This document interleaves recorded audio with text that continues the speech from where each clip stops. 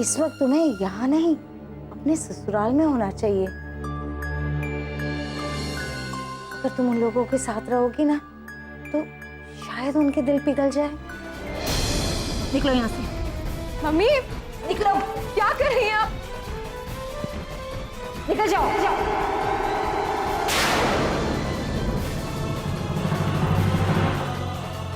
मैं इस घर को छोड़कर कहीं नहीं जाऊं। वैसे आप पकोड़े खाइए, ठंडे हो जाएंगे। बातों बातों में तो आप पकोड़े खाने ही भूल गए। मामा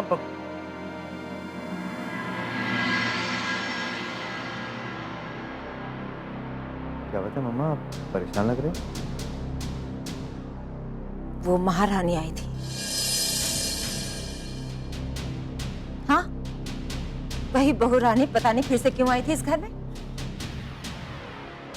शायद कोई फाइल लेने आई होगी या फिर कुछ और। एक कदम इस घर में तो दूसरा कदम उस घर में।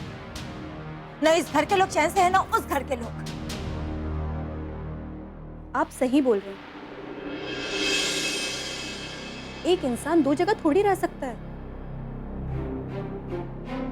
उनको भी खुश रखना, आपको भी खुश रखना, ऐसा थोड़ी होता है। और अगर उसे इतना ही प्यार है अपने माँ बाप से, तो जाके रहती क्यों नहीं वो अपने माँ बाप के साथ? ठीक कहा तुमने।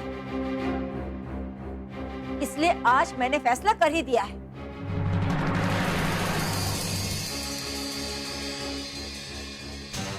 क्या फैसला किया मामा? अच्छा हुआ तुम उस वक्त वहां नहीं थे, वरना उसकी हिम्मत और बढ़ जाती। उसका सामान जो कुछ भी था, फाइल, उसके कपड़े, एक सूटकेस में भरे और उसको मैंने दे दिया। मामा पिछली बार तो तलाक के नाम से उसने सारे कागज फाड़ के फेंक दिए। ऐसे लोगों के साथ ऐसा ही बर्ताव करना चाहिए। जैसे देवता वैसी पूजा। मैं समझ चुकी थी ये अवंतिका इस तरह टलने वाली नहीं है। उसे धक्के मारकर इस घर से निकालना पड़ेगा, और मैंने वो काम कर दिया। इसका मतलब आपने उसे घर से निकाल दिया? हाँ, आज मैंने अवंतिका को सारा सामान लेकर घर से बाहर निकाल दिया। इस घर में वो भी कभी कदम नहीं रखेगी। अब जो भी फैसला होगा अदालत में होगा।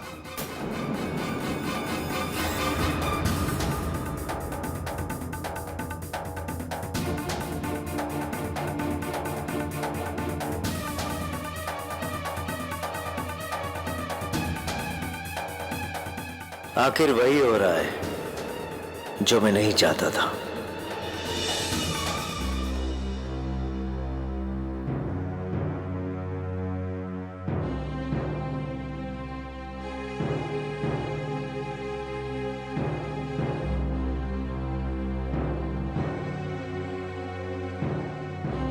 तुम अब तक बैठे हो, क्या सोचते रहते हो तुम? मैं क्या सोचूंगा दीदी, अब हर आदमी अपने आने वाले कल के बारे में सोचता है। मैं भी वही सोच रहा हूँ। अब तक सोच ही रहे हो राकेश। काश कुछ करने के बारे में सोचते।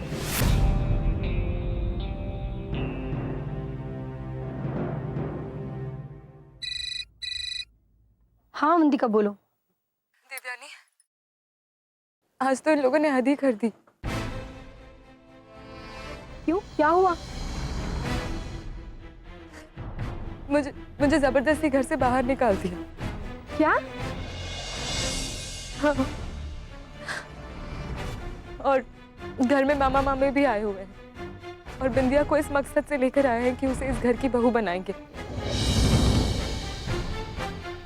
देवयानी, लेकिन जब तक मैं इस घर की बहू हूँ, उसे इस घर की बहू नहीं बनने दूंगी। उन लोगों ने शायद तुम्हें कमजोर या अनाथ समझ रखा है, और ये किसी और की गलती नहीं है अवंतिका, ये तुम्हारी गलती है। तुमने खुद को खुद ही इतना कमजोर साबित किया है कि उन लोगों ने तुम्हें जबरदस्ती घर से निकाल दिया। देवयानी, इस घर में संस्कार के साथ साथ मर्यादा भी खत्म होने लगी है। तो समझ में नहीं आता है कि कोई पैसों के लिए कैसे बर्ताव कर सकता है। पैसों के लिए एक आदमी खुद को देवता साबित कर सकता है, और उन्हीं पैसों के लिए जब वो गिरता है तो इस हद तक गिरता है। देवयानी, इस घर में गरिमा और स्वाभिमान की बातें हुआ करती थी। अब कहाँ गई इनकी गरिमा और इनका स्वाभिमान? अब एक पराई लड़की को इस घर में बैठा कर रखा है। अब मुझे उनके घर की बहू को घर से बाहर निकाल दिया। उन्हें एक एक सवाल का जवाब देना होगा। ये मामला अदालत में उठता ही, लेकिन इससे पहले ही उन लोगों ने इस चिंगारी को हवा दे दी। मैं आती हूँ, फिर देखते हैं क्या होता है। ठीक है, मैं घर के बाहर तुम्हारा इंतजार करूंगी।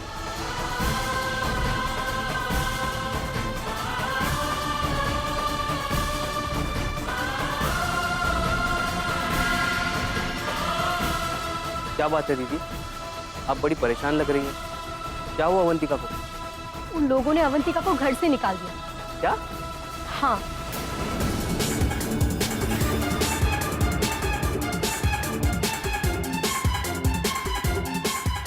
लगता है ऊपर वाले ने मेरे दिल की दुआएं कबूल कर ली।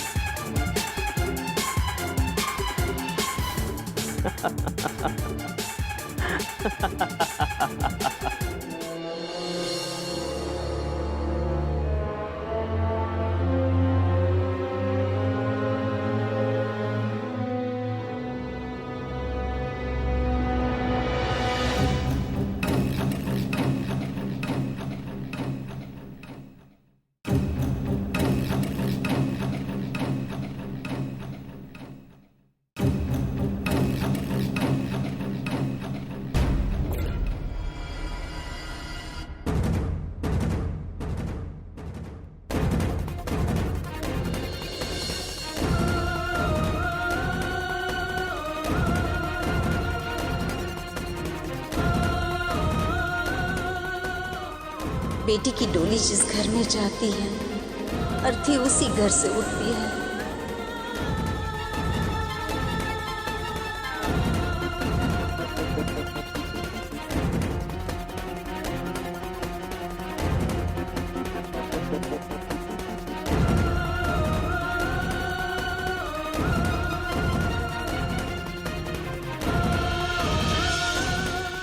कमाल हो गया केतकी, कमाल हो गया।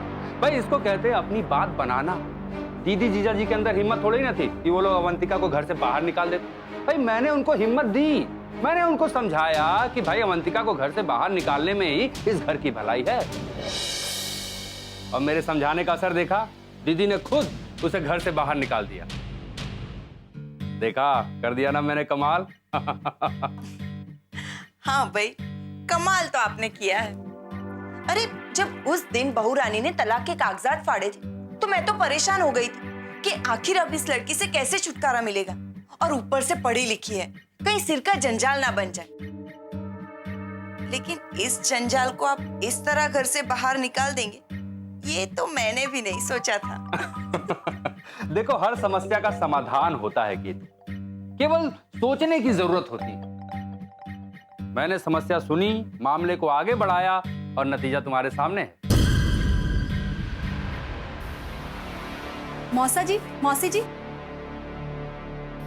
आप लोगों ने अवंतिका को घर से बाहर निकाल दिया।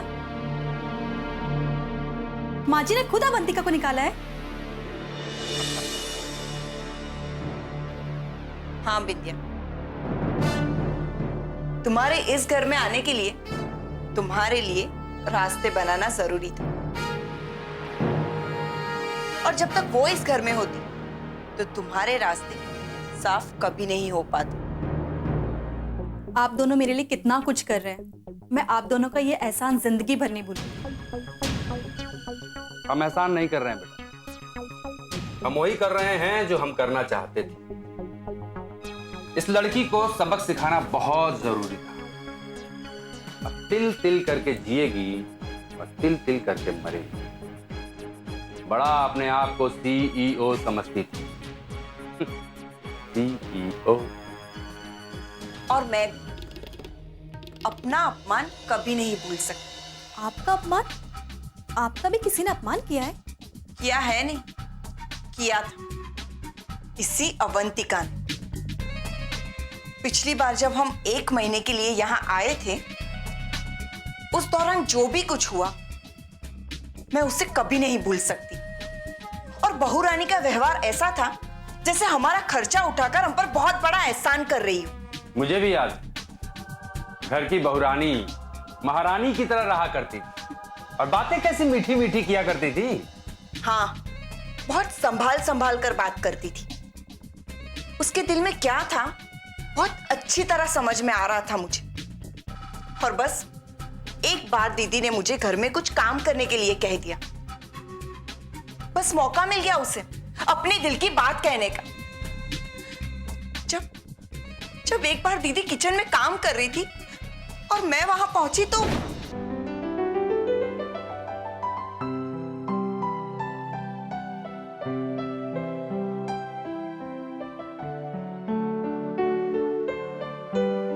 अरे बहू, तुम अभी तक किचन में क्या कर रही हो? कब तैयार होगी, कब ऑफिस के लिए निकलोगी? मम्मी आप क्यों चिंता करती है?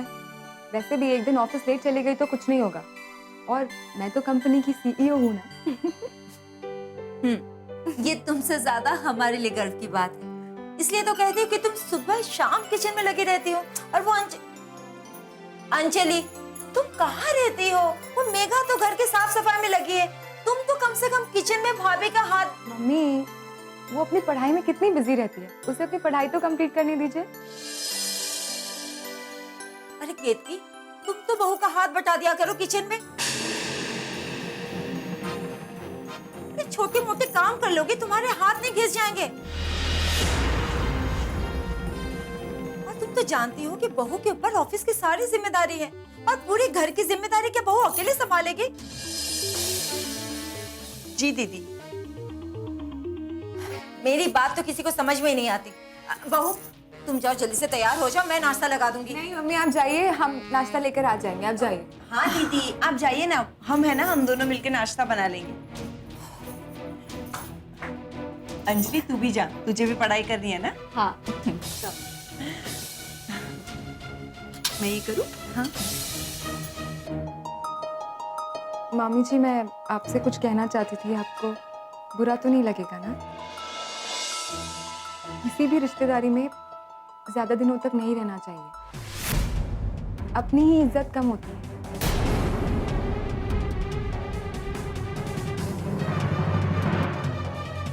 महीनों हो गए हैं आप लोगों को यहाँ रहते हुए। मैं आपको घर से जाने के लिए नहीं कह रही हूँ, मैं बस आपको इतना कह रही हूँ कि इंसान का सम्मान उसके अपने हाथों में होता है, और उस सम्मान को बचाने की हमें पूरी कोशिश करनी चाहिए, है ना? बहू रानी, तुम ये सब हमें क्या समझाने लगी? तुम हमें ताना दे रही हो कि हम यहाँ बैठे बैठे खा रहे हैं? नहीं मामी जी, मैं ताना नहीं दे रही हूँ आपको। आप लोगों को जितने दिन रहना है आप रहिए, लेकिन रिश्तेदारी में ज्यादा दिनों तक रहना अच्छी बात नहीं है। इससे आप अपना ही सम्मान खोती। उस वक्त उसने इशारों इशारों में सब समझा दिया था। मेरी तो जान जल गई थी, लेकिन उस वक्त मैं कुछ नहीं कर सकती थी। पता है बिंदिया, उन लोगों ने बहू रानी को अपनी पलकों पे बिठा के रखा था। पैसे जो लाकर देती थी हर महीने, इसलिए उनकी नजर में वही सब कुछ थी, जो कहती वही होता। और अगर उस वक्त मैं दीदी और जीजा जी से बहू रानी की शिकायत करती, तो वो लोग हमें ही जलील कर इस घर से बाहर निकाल देते।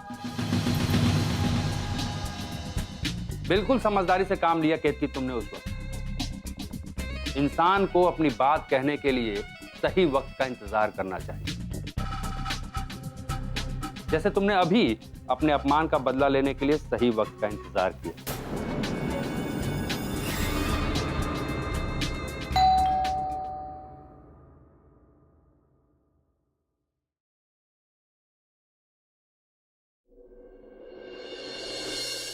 अरे राकेश, तुम इस वक्त यहाँ? हाँ, आप लोगों को एक जरूरी खबर देनी थी। अवंतिका ने तो आप लोगों को फोन नहीं किया होगा, मुझे पता चला तो मैंने सोचा पहले आपको बता दूं। कैसी खबर? क्या बात है राकेश?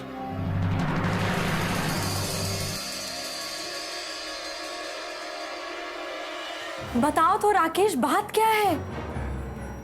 अवंतिका के ससुराल वालों ने अवंतिका को घर से बाहर निकाल दिया।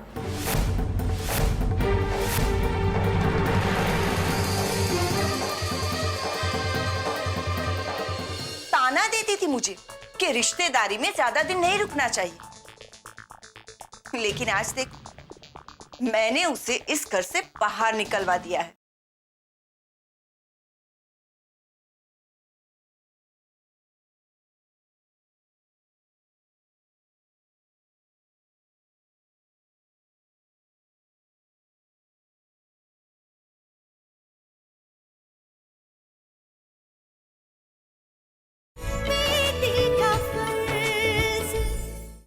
क्या कह रहे हो? उन लोगों ने अवंतिका को घर से बाहर निकाल दिया?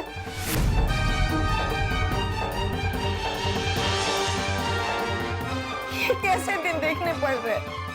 वही हो रहा है जो मैं नहीं चाहती थी। माँ, आप तसल्ली रखिए। उन लोगों ने दीदी को घर से बाहर निकाला है। इसका मतलब ये तो नहीं कि दीदी का उस घर से रिश्ता टूट जाएगा।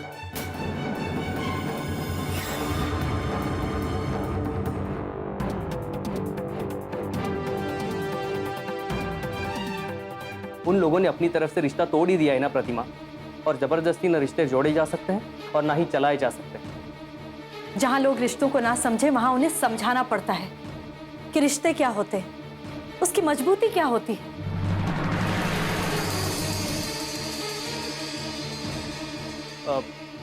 बहुत प्यास लगी है, क्या एक गिलास पानी मिल सकता है?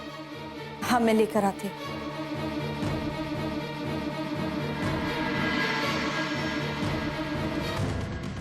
आंटी, दरअसल मैं आपको ये समझाने आया हूँ कि आपको हिम्मत से काम लेना होगा। जिस तरह ये खबर सुनकर आपकी आंखों में आंसू आ गए, अगर अवंतिका को यहाँ देखकर आपकी आंखों में आंसू आ गए तो उसका हौसला टूट जाएगा। अपने आंसू रोको भी तो कैसे बेटा? और ये भी कोई छोटी मोटी बात नहीं है। वो आपका दुख देखकर और भी दुखी हो जाएगी। अगर अवंतिका घर लौटती है ना, तो आंटी आपको उसका हौसला बढ़ाना होगा। मैं समझ नहीं पा रही हूँ कि आखिर तुम क्या कह रहे हो। आप अपने आंसुओं के साथ नहीं, बल्कि विश्वास के साथ अवंतिका का स्वागत कीजिए। आप अवंतिका के सामने बिल्कुल मत जाहिर होने दीजिए कि आपको इस बात का जरा सा भी दुख है, बल्कि ये जाहिर होने दीजिए कि अवंतिका इस लायक है।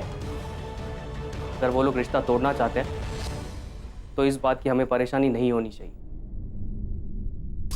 अवंतिका दुखी नहीं होनी चाहिए आंटी। हाँ, तुम ठीक कह रहे हो बेटा। राकेश पाने,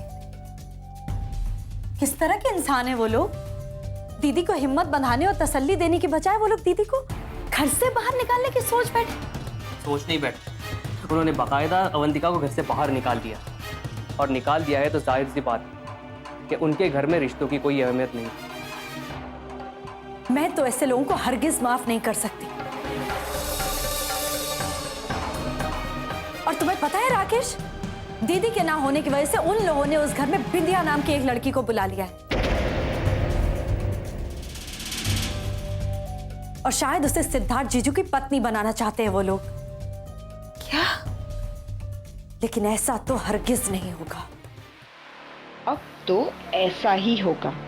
मैं अंदर ही अंदर कूदती रहती थी। बहू रानी जो बोले वही होता था। सबकी नजरों में बस वही बसी थी, जैसे बहू रानी नहीं, इस घर की महारानी बन बैठी हो। उसी वक्त मैंने भगवान से प्रार्थना की कि एक दिन ऐसा आए कि मैं इसे सबक सिखाऊं, उसे समझाऊं कि वो अपने आप को समझती क्या है और इस घर में उसकी औकात क्या है। तो भगवान ने आपकी प्रार्थना सुन ली। आखिर आज आपने उसको इस घर से निकाल के ही दम लिया। हाँ, आज मुझे बहुत सुकून मिला है, बहुत ही शांति मिली है मेरे दिल को। उसे इस घर से बाहर निकाल दो। मुझसे कहा करती थी कि मैं इस घर की मेहमान हूं, मुझे यहां से चले जाना चाहिए। अरे ताना देती थी मुझे कि रिश्तेदारी में ज्यादा दिन नहीं रुकना चाहिए। लेकिन आज देख, मैंने उसे इस घर से बाहर निकलवा दिया है, और मैं खुद इस घर में हूं। इसे कहते हैं वक्त का पलटना। यहाँ देवयानी आपको लेकर आई। मैं नहीं चाहती हूँ कि मेरे ससुराल वालों के हाथों में हथकड़ियाँ लगे।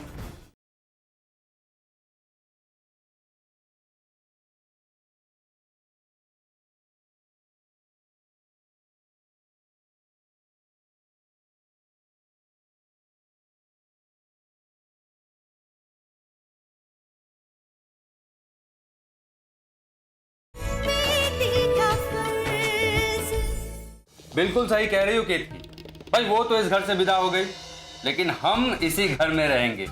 बिंदिया इस घर की बहू बनेगी भाई, बिंदिया इस घर की बहू बनेगी तभी तो हमारी जगह इस घर में फिक्स होगी और हम आराम से रहेंगे हैं? हाँ हाँ मौसा जी, आप लोग को भला मैं कैसे भूल सकती हूँ। आप दोनों तो जिंदगी भर मेरे साथ रहेंगे। आप लोग का एहसान जो है मुझ पे। डोरबेल, इस वक्त कौन आया होगा? आओ देखते हैं। मेघा, अंजलि जी। अरे भाई जाओ देखो दरवाजे पे कोई आया। जी।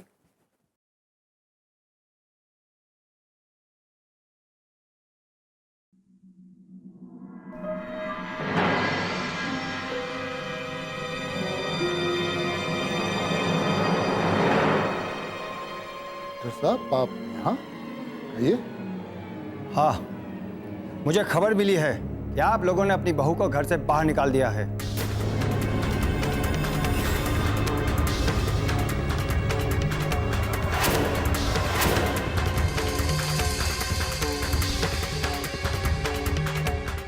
सच्चाई आपके सामने में है इंस्पेक्टर। इंस्पेक्टर साहब, घर में सिर्फ तलाक की बात चल रही थी। तो क्या आप अपनी बहू को घर से निकालकर बाहर कर देंगे? वो इस घर की बहू है या नहीं? हाँ इंस्पेक्टर, वो क्या है ना कि वो आपको मालूम है, इस तरह अपनी बहू को घर से निकालना भी एक कानूनन जुर्म है।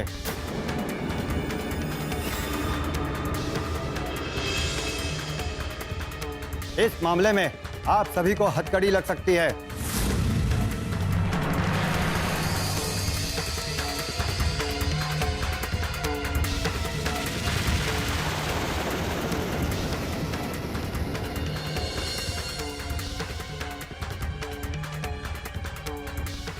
नहीं इंस्पेक्टर, नहीं इंस्पेक्टर।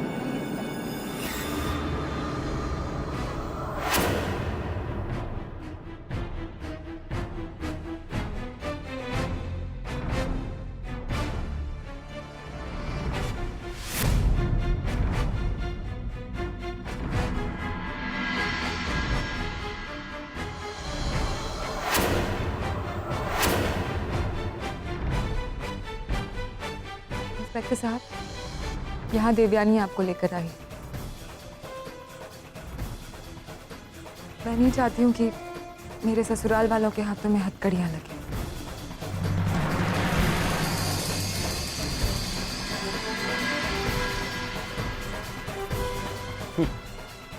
ये सिर्फ आपकी नहीं, इस पूरे देश की बेटियों की समस्या है। ससुराल में जुल्म सहती रहती है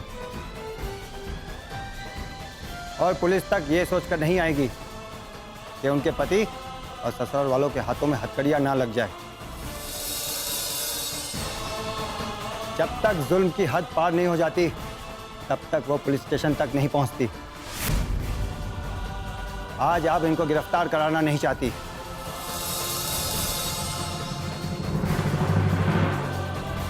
मुझे लगता है कि कल को आपको भी खुद पुलिस स्टेशन आना पड़ेगा।